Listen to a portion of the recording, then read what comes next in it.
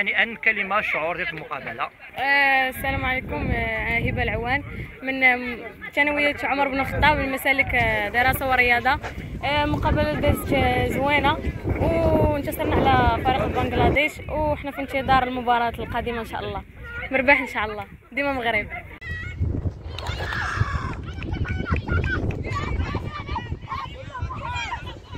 معكم رؤية حكيمي من مدرسة ثانوية عمر بن الخطاب، مسالك دراسة ورياضة.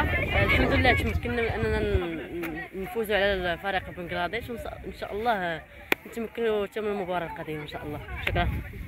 هنيئا البنات. فيليستاسيون فيليستاسيون فيليستاسيون فيليستاسيون. ديما